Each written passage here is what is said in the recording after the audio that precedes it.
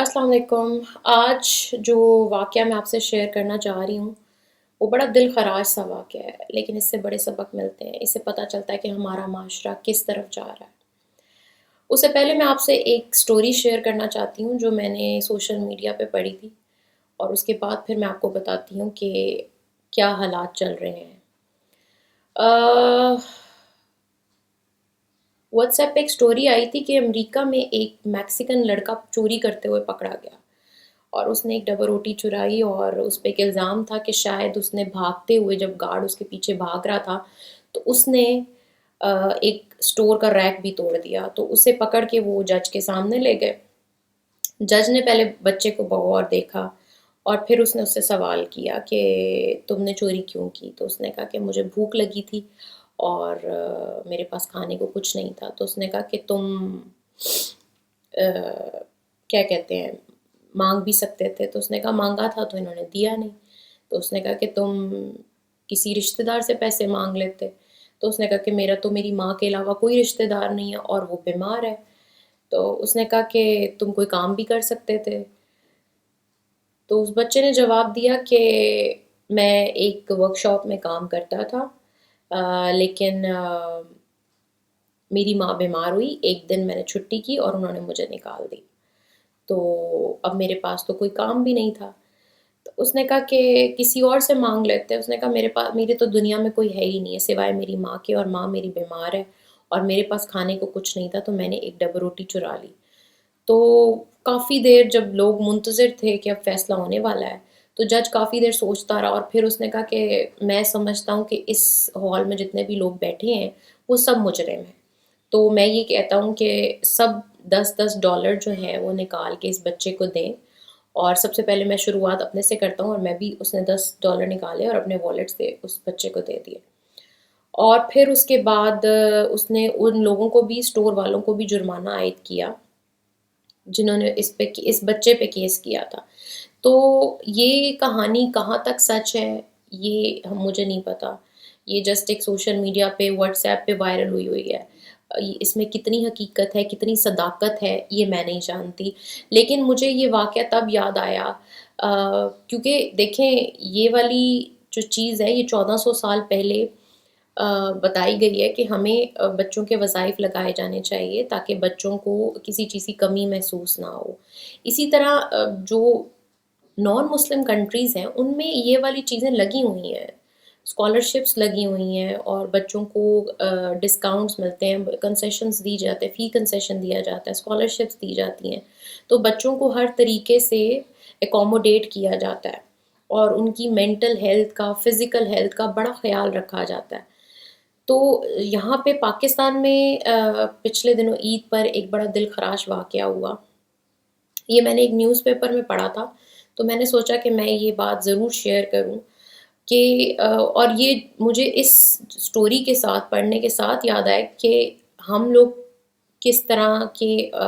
معاشرے میں جا رہے ہیں، یا کیا حالات آج کل جو ہیں وہ چل رہے ہیں۔ کہ عید کے دن ایک دو بھائی جو تھے بہاولپور سے آئے تھے، ایک 11 سالہ کامران تھا اور 6 سالہ رضوان تھا۔ ان کو صرف اس بات پہ اتنا مارا گیا، اتنا مارا گیا کہ ایک اپنی جان سے ہاتھ دھو بیٹھا، اور جو دوسرا تھا اس کو بھی ساری زندگی یہ زخم نہیں بھولیں گے۔ اور ان کا جرم کیا تھا کہ انہوں نے عید کے دن فریج سے کھانا نکال کے کھایا تھا۔ تو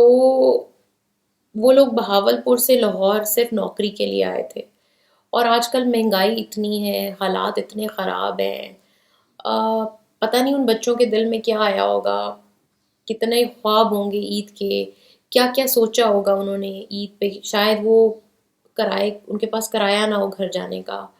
ہو سکتا ہے کہ ان کے کیا حالات ہو سکتا ہے مالک نے ان کو جانے کی اجازت نہ دی ہو، لیکن جو بھی تھا وہ صرف بچے تھے اور ان کا دل کیا، اور